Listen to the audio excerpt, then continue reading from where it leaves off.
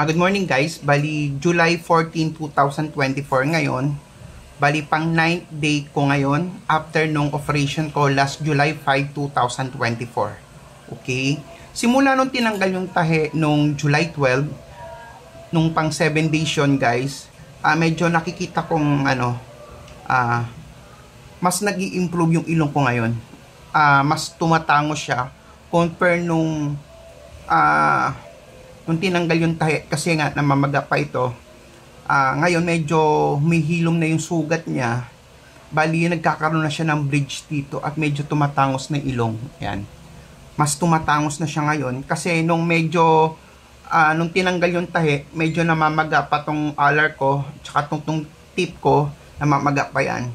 So far medyo nawawala na yung pamamaga, pero meron pa rin naman, may sugat pa rin naman siya, pero halos nakikita ko na yung itinangos ng ilong ko guys. Yan. Pang 9th day ngayon guys. Yan. Update ko kayo araw-araw or weekly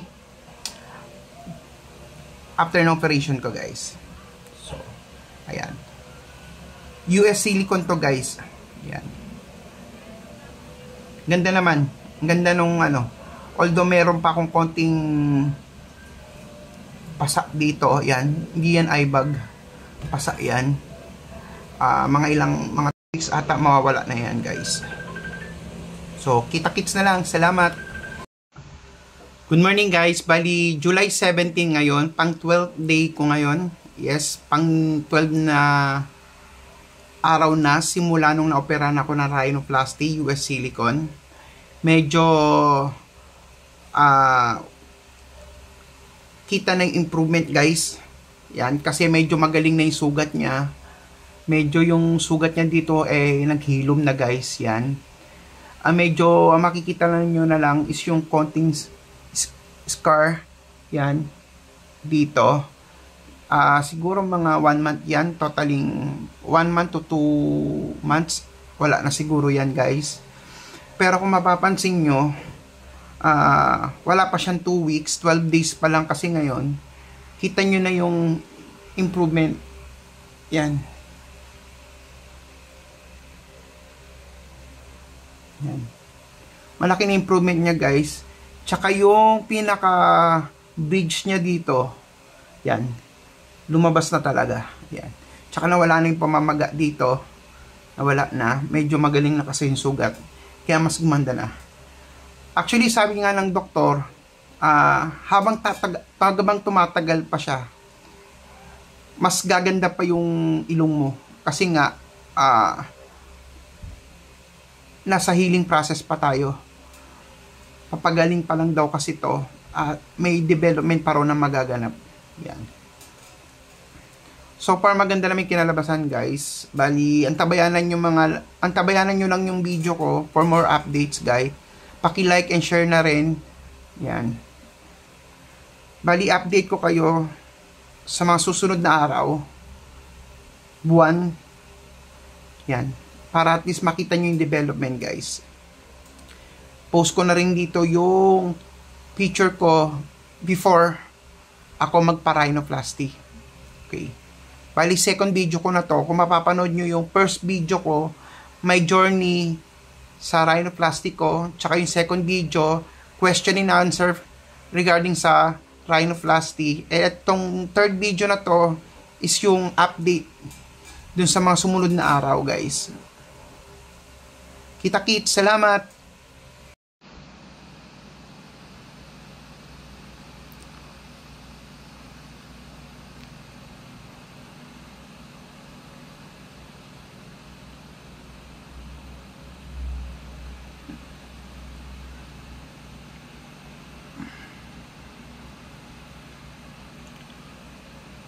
Hello guys, nasa Japan pa rin kami. Wala kami sa United States of America.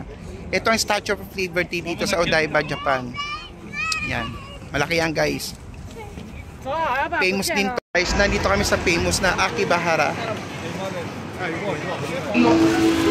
Bali, tinda ng mga Shibuya Crossing, guys!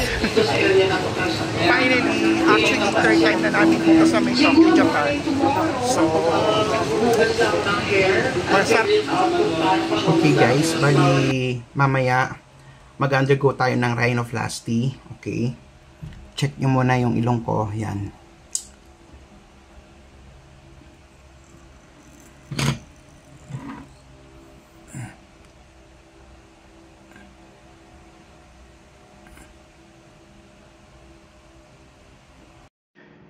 Hello guys, kakakauwi lang namin ng bahay.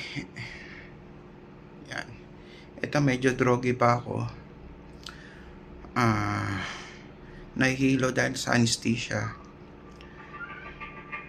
Yung procedure ko, inabot lang ng isang oras lang. Natapos na. Actually, wala naman ako naramdaman sakit maliban doon sa pagtusok ng injections ng anesthesia. Yun lang. Pero yung procedure na ginagawa yung ilong ko is wala naman.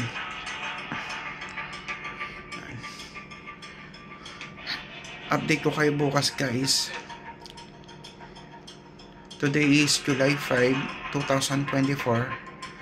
Yan, rhinoplasty US Silicone by Dr. Ferdinand Lacson ng Cosmed, guys. Yan. Katatapos lang ginawa sa akin. Ayan, guys. Tanggal ko na siya. Makikita nyo yung tahi. Yan. Binawasan ng taba dito. At yung alar o yung pinaka ito, binawasan yan para magmukha siyang maganda o matangos. O kung tawagin nila ay sexy alar. Yan. Tapos ito yung tip defatting. Nagbawas ng taba dyan. Yan. So far ito lilinisin ko. Yan. Good morning, guys. Bali, day 2 today, July 7, 2024. Na rhinoplasty ako nung July 5. So, pangalawang araw ngayon, July 7. Cleaning time, guys. Yan. Thankful naman ako kasi doon sa mga ibang client o nagpapa-rhinoplasty na napapanood ko sa YouTube, kadalasan namabaga ang muka at nagkakaroon ng black eye. Good morning, guys. Bali, July 8 ngayon, pang third day. Yan.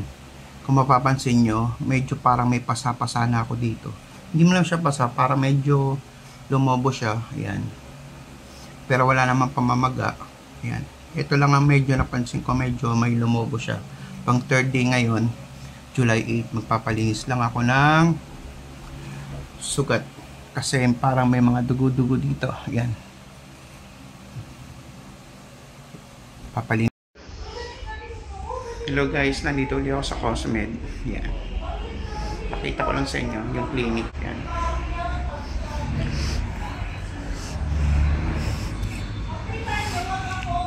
Kapatid. Yan.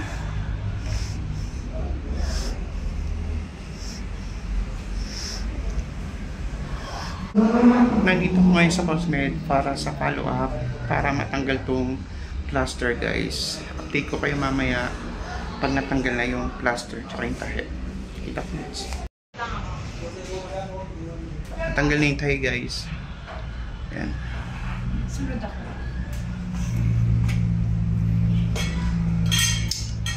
Bali, hang 7 days, babalik pa ako para tanggalin naman to. Yung dalawang gilid. Ang tinanggal lang ito. Yan. So, kailangan kong bumalik pa sa pang 7 days. Kita-kits.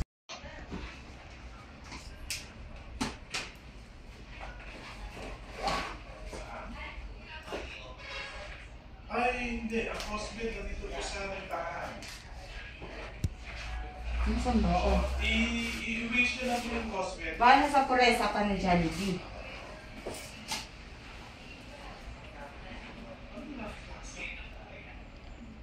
Siyang Jollibee.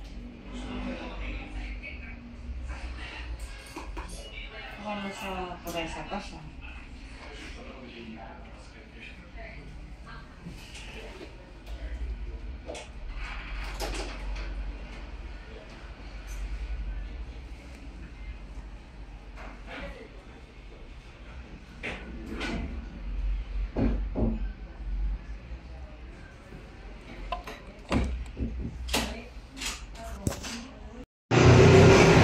morning guys. Bali, katatapos lang tanggalin yung tahe. Nandito ako ngayon sa KFC, katabi ng Cosmed. Kakain muna kami, magla-lunch muna kami guys. Medyo may sukod-sukod pa yung ilong ko kasi tinanggal yung tahe guys.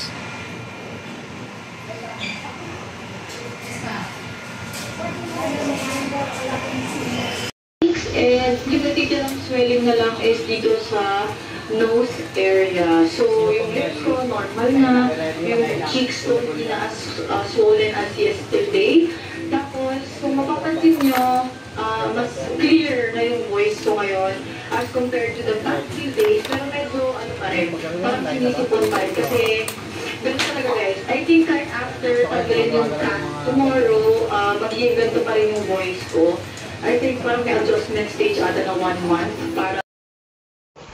Good morning guys. Bali, today is July 19, 2024. To be exact, 2 weeks na guys. Yes, 2 weeks na after ma-rhinoplasty ako guys. Yan. Kung mapapansin nyo, malaki na in-improve nung nose ko. Nung after matanggal nung tayo nung pang 7 days guys. Yan. Mas umimpis na yung ilong ko. At mas yung bridge niya guys, mas lumabas na. Yan. Medyo magkakaroon pa ng development yan, 1 month to 2 months guys, or 3 months. Pero ngayon pa lang, 2 weeks, nagagandahan na ako sa kinalabasan ng ilong ko guys. Yan. Tangos niya. At marami na nakakapansin ngayon. Yan.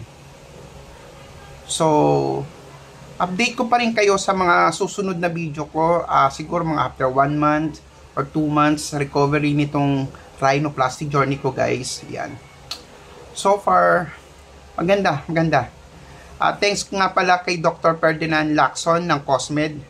Dahil sa, ang galing niya halos, yung mga napapanood ko mga rhinoplasty journey na videos, na halos namamagay mukha nila, talagang may mga pasa.